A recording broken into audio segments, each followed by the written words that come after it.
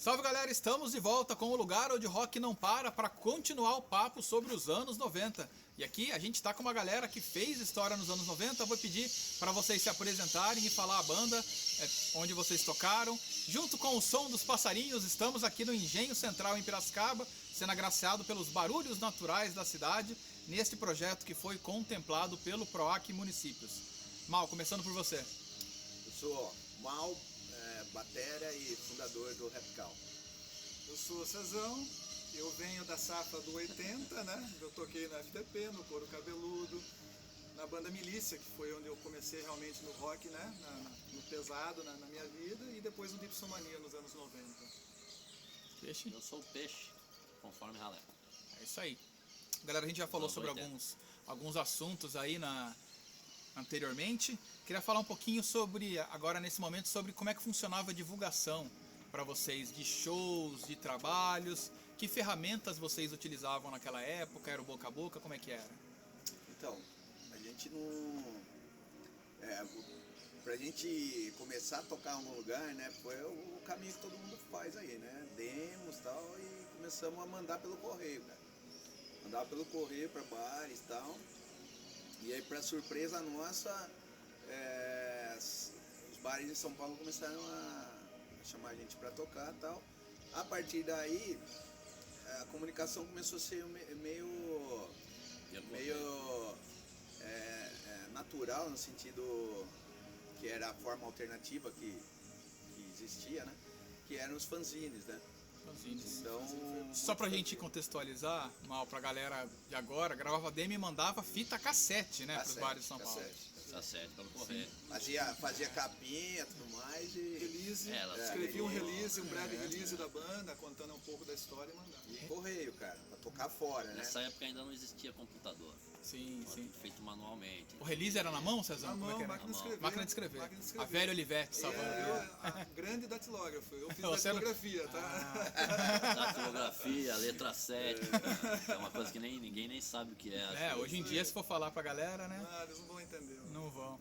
Mal, aproveitando, você falou de uma coisa que eu acho muito interessante, cara, é uma linguagem que a gente vê pouco hoje em dia, que é o fanzine. Isso. Que muitas bandas, assim, de uma forma geral, utilizavam dessa ferramenta comunicativa para divulgar o seu trabalho. Como é que era esse trabalho? Você chegou a fazer? Não, a gente era mais... a gente era convidado na verdade, notícia, né? Sim. Era a forma que os caras que curtiam o rock alternativo, tal, underground, né? Deles se comunicarem. Então, rodava o Brasil.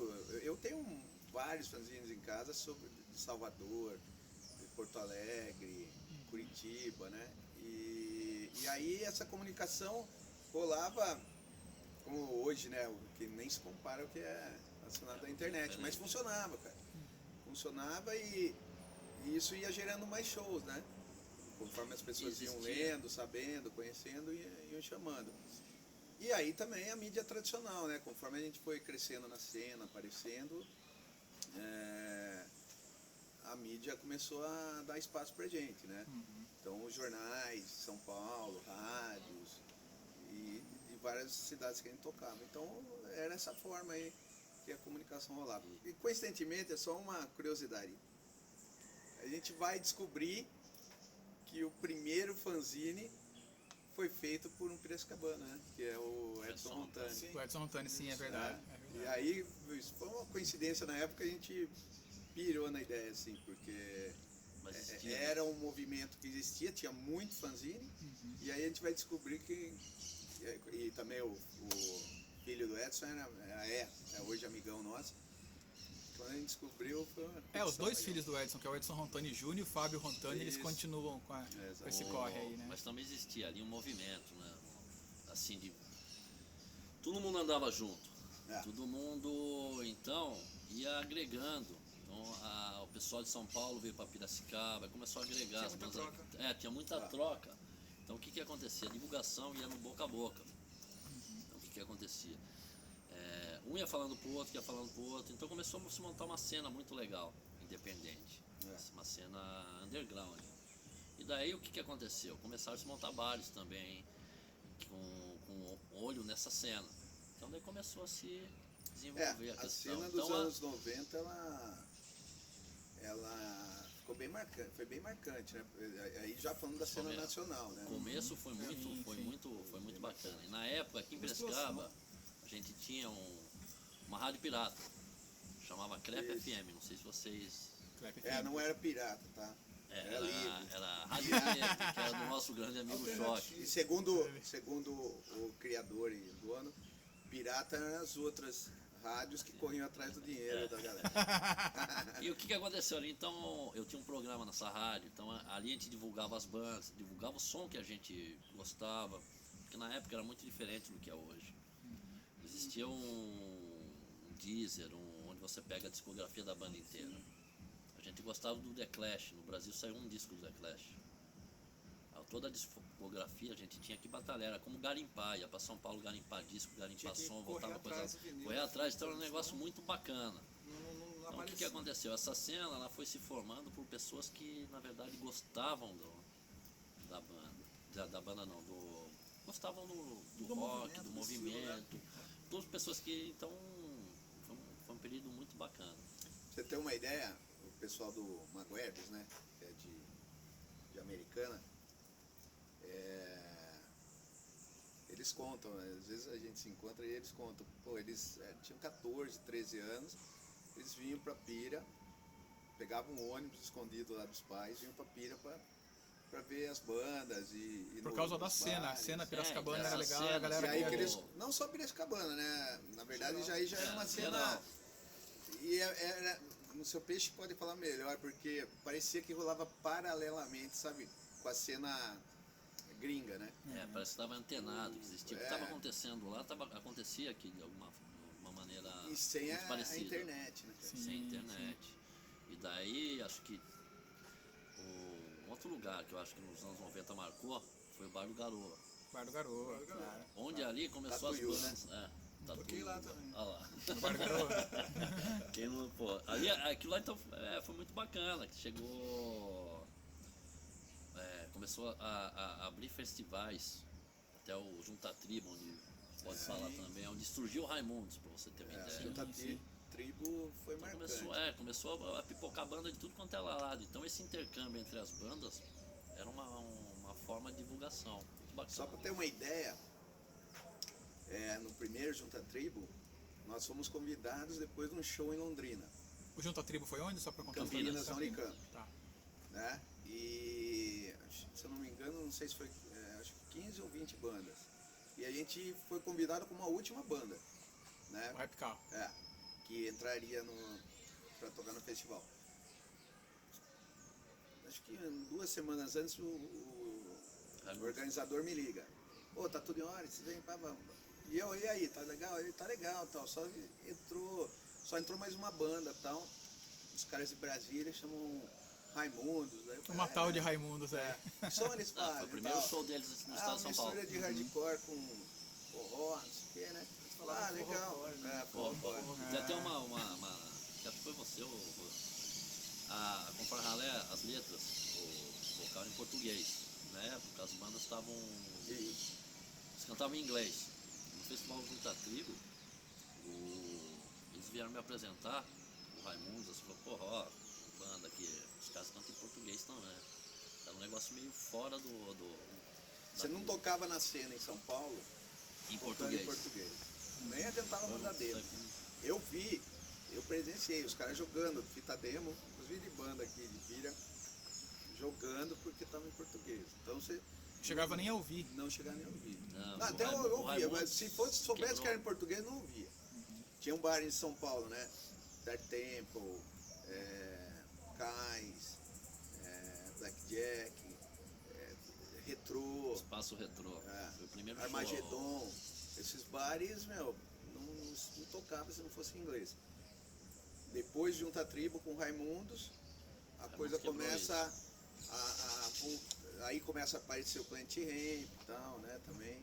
Depois Chico Sainz e tudo mais. Mas a cena dos anos 90, que ficou como a cena do rock mesmo, que foi de 90 a 95 e tal, 96, era uma cena formada por uma maioria de bandas cantando em inglês. Na parte do heavy metal, tinha isso, mas já não era tão... O heavy metal já era cantado, até a minha banda era em inglês. A primeira Milícia era em português, as letras nossas todas em português. E depois do Dipsomania eu já joguei em inglês as letras, até pelo fato da pronúncia ser melhor, porque era uma música, um thrash metal, era mais rápida, um negócio mais pegadão assim. Mas tinha muitas bandas que cantavam em português, né? As bandas que vinham da época, do início dos 90, na parte do heavy metal, elas cantavam, mas tinha muita banda paulistana, banda do carioca, e cantava tudo em português. É louco, né? É diferente, era uma cena um pouco, eram coisas acontecendo ao mesmo tempo, com duas vertentes completamente diferentes, assim, de público, né? Não dava um match assim. Tava começando a dar um crossover, o pessoal misturar ali, mas ainda ficava separado. E Piracicaba seguia qual vertente as bandas daqui, especificamente? Aqui Ou seguia um tudo. pouco de tudo? Tinha Não, tudo, aqui tinha cada tinha um linha. pouco de tudo, cara. Tinha um pouco de tudo. Assim, o pessoal frequentava os mesmos locais, mas não se misturavam. A gente, por exemplo, com o Fone Ralé, ele começou com um público que era a maioria skatista. Skatista, isso A aí. gente era Nós não. muito. Daí tinha o público do pessoal do Metal. metal. É só metal. Só que a gente conversava assim entre transitava, bandas. né? Transitava, a gente tocava a linha mais pra linha do punk rock. Só que, por exemplo, a gente tocou num festival de metal. Onde acho que a gente foi a única banda que não Foi, era metal. foi. Então existia uma brodagem com todo mundo. É. Só que cada existia os nichos. Só que é num né? mundo paralelo. É um mundo, é assim, ó. A gente respeita, você respeita, a gente toca, vai lá, mas assim, era um... Tipo, não rolava treta, mas também, Também não, não rolava, não era uma né? proximidade, não era uma tinha bad. respeito. Mas no fim, acabou, nós nos aproximamos bem, né? Porque Depois, eu mais lembro que pro a gente fim, inaugurou o bar do Capital, inaugura o bar do Pivete. do Do Pivete, Piva, né? que era E então, uma figura da cidade depois aqui também.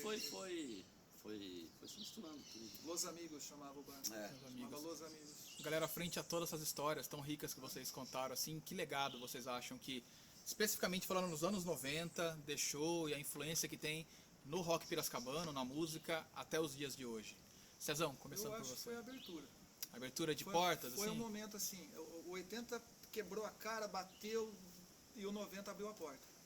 O 90 lançou muita banda, Profissionalizou. tem muita banda, profissionalizou, muita banda O negócio foi mais adulto.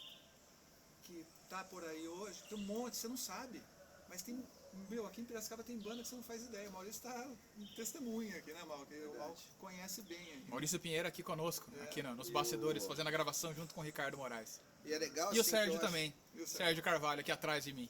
Eu acho que, assim, a cena e a gente tem que falar, eu dou muito valor aí também à iniciativa dos meninos aí, dos caras do Killing, né, que... Sim, Killing Chainsaw. que eles foram muito grande influência. e aí, assim, pra Piracicaba, por exemplo, talvez eu esteja falando bobagem, mas eu acho que tanto o Killing quanto o Capital que sai não sai do alternativo, mas consegue assinar contrato com gravadoras, né? Isso aí.